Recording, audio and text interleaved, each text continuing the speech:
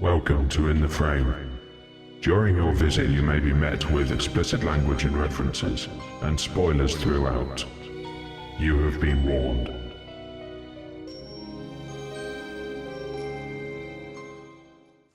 Hello and welcome to In the Frame. We are the opinion no one asked for. I am your host, Will, and I am joined by Dan, Sam and Rodeo. This week we're talking about Hereditary, directed and written by Aster. So Dan, please tell us the synopsis for Hereditary. Okay, so basically, grandma dies, a kid dies, whole load of shit comes down, a king comes back to life. Sweet, thanks Dan. So yeah, Hereditary, what did you guys think? First impressions. I only watched one trailer and that I didn't do any research beforehand at all. So I didn't really know what to expect, but it was definitely very different from anything I would have imagined.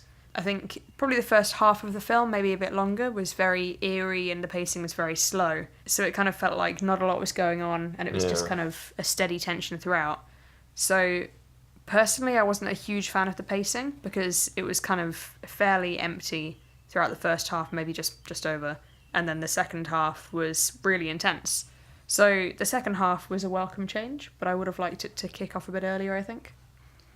I think I would agree with that. That was my overriding sort of problem with it, really, was that it did start off slow, and it was slow for a good hour and 15 minutes of the film, I think. And then everything started to pick up, which it did build a lot in terms of story and characters. You got to know that and that sort of thing. And it wasn't boring. I just wanted it to be, you know, a little bit more happening.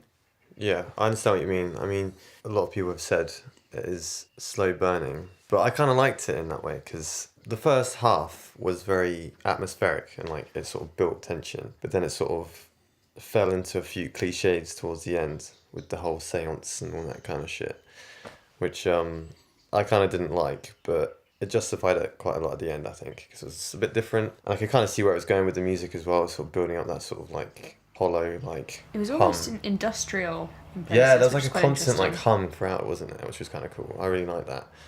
Going back to what you're saying, like the first half was very slow, but I was quite enticed the whole way through. Like I was sort of like still interested to see what was happening because it was all still very interesting. Maybe it's not fair to call it slow, maybe it's more calculated and meticulous. So the whole way through you were being fed new information and new situations were presented, but you're right, it was a slow burner up until the kind of second half, which was interesting but not quite to my taste. That's a calculated way of saying slow. Yeah, I know. Interesting you should mention the cliches, actually, because after that hour and 15 minutes, stuff started to go down. We had the wife was seeing everything, the kid was a part of it, and the wife could see that, and the husband was completely in denial about it all. That cliche, I mean, the first time I ever saw that was in Insidious, which was quite a few years ago now. I can't remember when. But ever since then, every horror film that deals with either possession or spirits or ghosts or whatever, they've all had that set up. I thought at one point the husband was going to be like possessed, but we didn't actually know it. So I thought, oh, they're going to switch a cliche around. And then he like burst into flames. Yeah. And I thought, oh. I kind of like that though, because I remember seeing that in the trailer, that specific scene, and the way that they were leading up to that was going to come off as cliche. But yeah, I don't know. I kind of disagree with what you're saying about the father. I feel like he like the whole time I just knew he was just there to be like killed off. His character had the least development, but he wasn't the first to go. No, yeah, which is kind of unusual. But you got to feel sorry for the guy though, because all this shit's happening in his house and like with his family. There's even that scene when he's in the car after he picks up his son from the school after he's done some horrific things to himself, and he's just like crying. Well, he married into the wrong family. Like, it's the wrong bloodline he wanted to get involved with. That was a big mistake. I mean, the thing I liked most about the film was its cinematography. Like, I feel like there was a lot of very interesting, unique camera angles and camera styles, and like a lot of symmetry going on. Like, I don't know if you noticed, there was a lot of these like slow pans that were going like left to right. Yeah, the opening shot was a really long kind of tracking in and then panning around and a lot going more movement over the... Did you notice the hand on Peter's bed at the very beginning? You know, he has a tripod set up with his hoodie on it, but a hand appears out of the hoodie just as the camera's panning, and they're very open and shot, like the witch is stood by his bed. Did you not notice that? It creeped me out from the get-go. I was like, oh my god. There's a lot of that happens, isn't there? Yeah, there's a lot of like eyes shifting around the screen, stuff's going down, but no one's mentioning it, kind of thing. That's what I thought was really different about this film. It wasn't like jump scare central. It was like, well, holy shit. And it was always very dynamically lit with lots of shadows and things like that in the background. So creepy. Often you'd kind of be looking around in the darkness, wondering if there was something there, and I'm sure some of the time there wasn't, but some of the time there definitely was. Oh yeah. A lot of the time there definitely was. Yeah. I like the fact that the camera kind of mimicked a lot of like angles that you would look at those miniature models that she was making. The camera did that a lot of the time, and that was really cool. Even the beginning where it zooms into to his room, and then that's how it starts with him coming into his bedroom in real life, but it's the model. I thought like the setting of the house and everything was really good, and I liked the whole having the models. Like she kept making these models, but it didn't really go anywhere apart from at the end when she just smashes it all up. But when I first went into the film, I thought maybe that was going to be more of the actual film, like, you know what I mean, like more of a plot point. Yeah. I think But it was more like a metaphor, I think. I mean, she was kind of creating this miniature world that was based on her reality. It was kind of, it could be that she's imagining everything, which was something that I considered throughout the film, but B, it could just be to represent the fact that she's playing God and controlling everyone. Yeah, true, yeah. But then she smashes it at the end, right when all the shit is going down. But she's fucking creepy anyway. Yeah, she is. The son was on about she sleepwalked into his room and chucked paint thinner on and had the matches and stuff. Yeah, that came out of nowhere. She's casually why the fuck is she still in the house? Get rid of her. Toni Collette, she was absolutely amazing though. I thought her performance was like fantastic from start to finish. And I love the way they developed her character as well by having backstory told through the losing a loved one meetings, or even through the eulogy at the very beginning. Those little narration bits were really nice little insights to her character without having to have forced backstory moments or flashbacks or anything like that. It really added to the story. That was a really nice way of developing her character and getting to know the past. I mean, you really fear for her character, especially as a mother as well. Like I think she nails it. Like the kind of like psychotic state that she develops into towards the second half of the film. Like I just think it's all very believable, right from the scream that you hear when the camera is just poised on Peter's face when he's not slept all night and he's waiting for her to discover it, and you hear the footsteps out to the car door opens, and you hear that scream. It's a blood-curdling scream. Yeah, that whole section was like, I thought that was done really well, because you never see that in sort of horror films. Like when it first happens, he's just in a complete shock, and you follow him until he finally, breaks down when he's with his mates and stuff. I thought that was really well done. That was so much more effective, wasn't it? When the camera was locked on him and you could hear the mother. And they do that a lot of off-camera stuff happens, like especially at the end when. Oh, there was one bit towards the end that was really disturbing. I think the camera was following him, but the mother had been slicing through her neck with the piano wire. Yeah. And the camera followed the guy through like the house outside. You could still hear the piano wire the whole time, but then you could also hear the body drop afterwards. Yeah, because he turns around and then there's those three random people in the thing. Like we were saying earlier, with all these creepy shots, or there's something sort of shadowy in the background, like someone stood there. When he comes downstairs and you see her in the corner of the room, and then the camera goes to the doorway, and then you see that guy stood there smiling really creepily at them. Yeah, that was horrible. That was really well done. Because the whole time you think she's going to come down and grab him, but then it just shifts over and you're like, oh my god, what is he doing? Where's it going? And then she just comes out. Well, that's what most horror films would have done in that situation, is she's up in the corner and then she dives towards the camera, jump scare for the audience.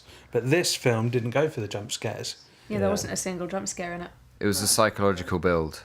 It was a slow reveal where you're watching it, and then suddenly the image is already on screen, but it takes a little bit for your brain to recognise that something's going to be there, and then you're just like, oh my god. I still felt quite unnerved when leaving the cinema, actually. It had me looking for my hands most of the movie. It was really intense. the way they do it when, you know, there's no music, there's nothing. I know that's sort of done a lot anyway, but it works so well in this film because even in like the third scene at the beginning when you see that sort of creepy the grandma in the corner of the room, so every time you see any of that sort of dark room locked off camera shit, you're just expecting to see something and something to happen. Honestly, one scene that I found particularly chilling was the first seance scene, you know, with the replacement grandma. Joan. Yeah, when she takes her into her apartment. Yeah, when she grabs her at the art and crafts store and she's really excited and they get in the car and they go back to her place and she's like, we have to do the seance, and she contacts her grandson. Like, you're so with her in that whole scenario. You're like, this is absolutely insane. Yeah. And her performance is fantastic, and and then when it starts to like elevate, where the kid starts drawing the chalkboard, like I was bricking it, like it was really intense. It was so, because you're seeing it from her perspective, it does feel like it could actually be real, and that really. That's what I liked to begin with when they're in the car park and she's saying all about the seance stuff. That's the point of the film where I was like, ugh, come on, like this is really like kind of lame. And then the scene afterwards when they're actually doing it. It seems a bit more believable, especially for like her performance, because it's it really did repel the skeptics, because I was really skeptical about that scene, and then suddenly I was just like, whoa, there's something else going on here. See, that's one of the cliches that they played with, and they made it really good, and it enhanced the film, which they did do that quite a lot throughout the film. I think what you said earlier about the cliche to do with the family setup, so the mother is seeing everything and no one believes her. That's another thing where they kind of took that and made it better as well. Because for me, when I was watching it, I felt like, okay, is she actually crazy? A lot of the time. Whereas when we're watching other kind of horror films that have a similar character structure, the whole time I'm kind of thinking, I'll just believe her because she's seen all this shit. Whereas this film actually had me questioning it. Yeah, okay. Yeah. I think it did it better than a lot. Peter was really good because I thought the acting was really good. His character development. Yeah. Because at the beginning you sort of don't really see much from him. You just think, he's just like going to be there. But then after the scene where he pretty much kills his sister in the car, then he just suddenly changes, you know. Like obviously like you would in real life. The way that he just slowly drives home with his like dead sister in the back seat, and then he just like slowly goes up to bed and doesn't even say anything. The decapitation scene is...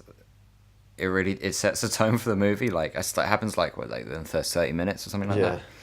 And it's such a shock because the way like I thought this film was just, she was going to be in it throughout. She was going to be the main focus. Charlie. And to kill her off like so early on in the film, I thought was a pretty smart idea. Well, I really like how she's the main focus throughout the first bit of the film, and then as soon as she's killed off, it shifts to Peter. She seems like she's possessed for the time that she's alive. Yeah. And then later on we find out that Paimon, one of the 8 kings of hell, has actually been possessing her, and he wants to possess a male body, which is where Peter comes in. So it's almost like Paimon is the main focus throughout the film. But you don't know that until the last 10 minutes. Yeah, it's only revealed in the very last scene. Yeah. Did anyone else notice the other doormats? Yeah. Were obviously members of their little cult thing. Yeah.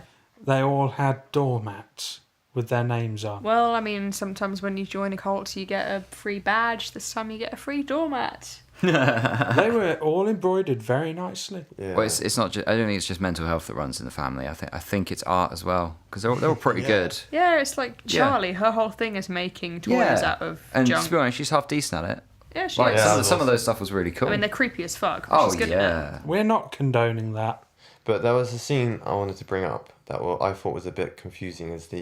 Towards the end of the film when Peter's sat outside having lunch and he sees Joan across the street and she's like shouting at him and stuff. Yeah. I thought that was a bit misleading. Like, well, she's preparing him for the ceremony because it's all going down. Well, she kept telling him to get out. Like, why? Yeah, I didn't understand that. It was kind of almost like she was trying to expel him as if he was possessing someone.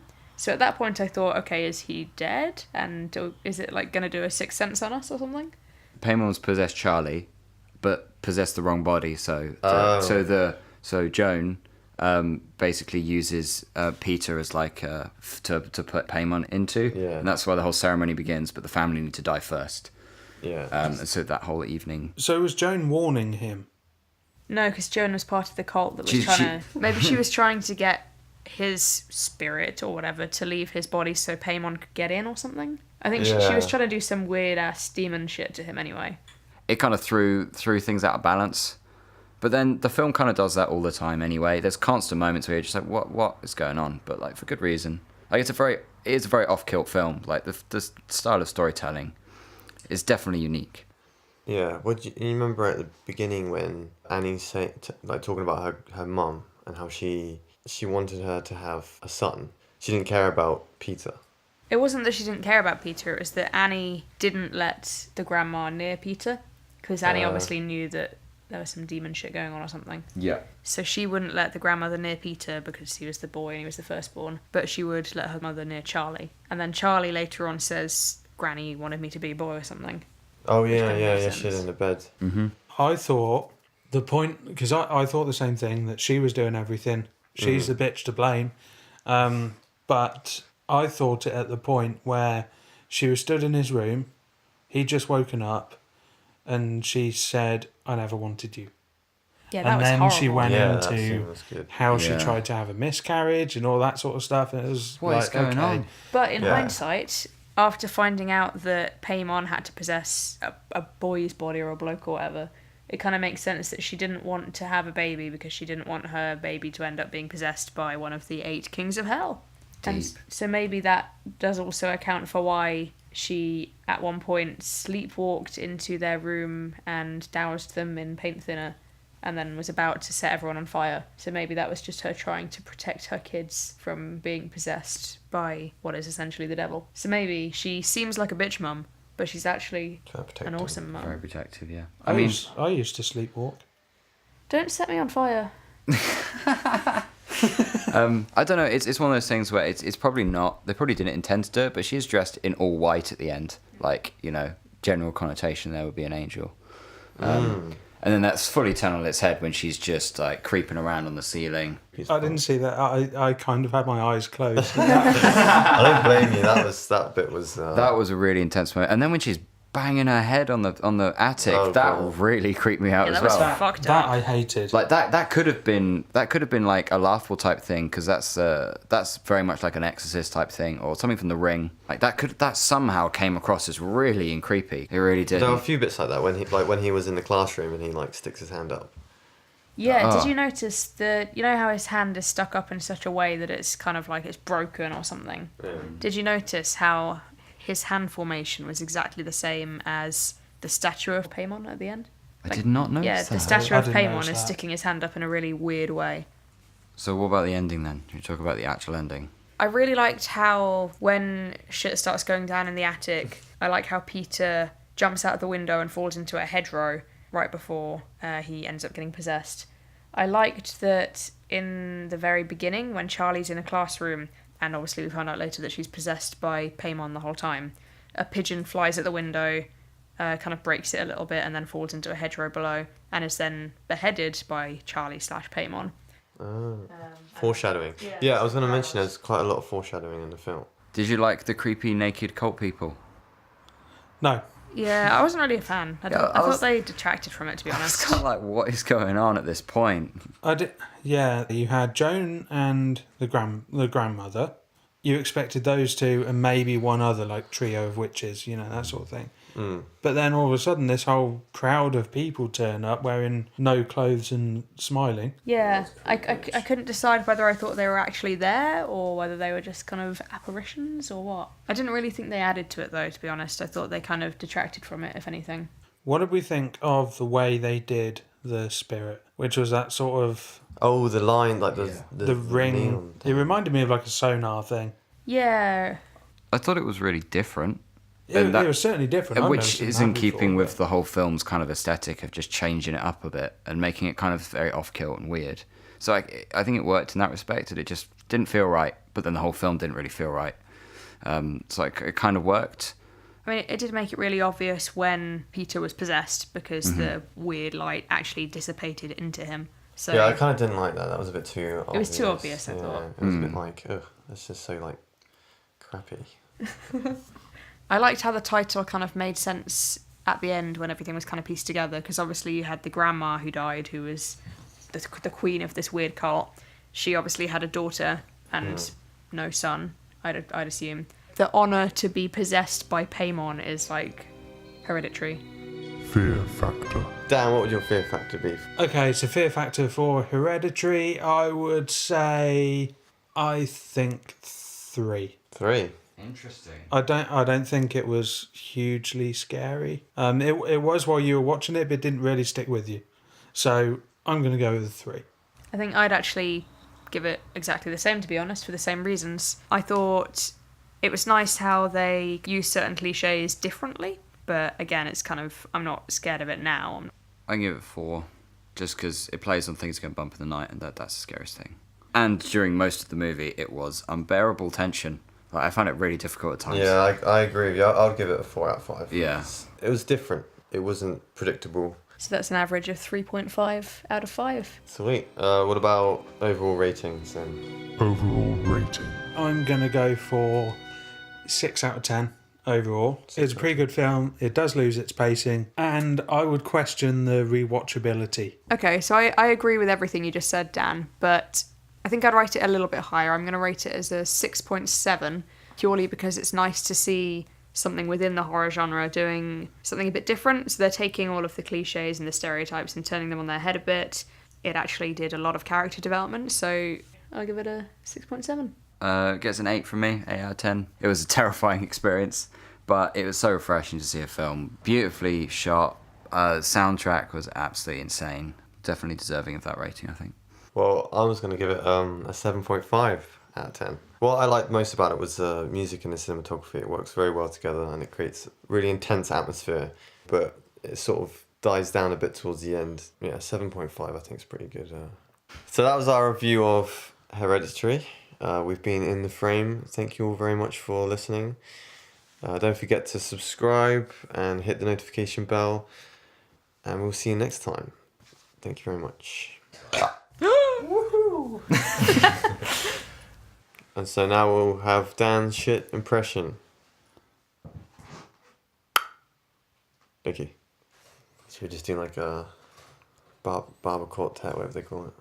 Hello. Hello. Goodbye.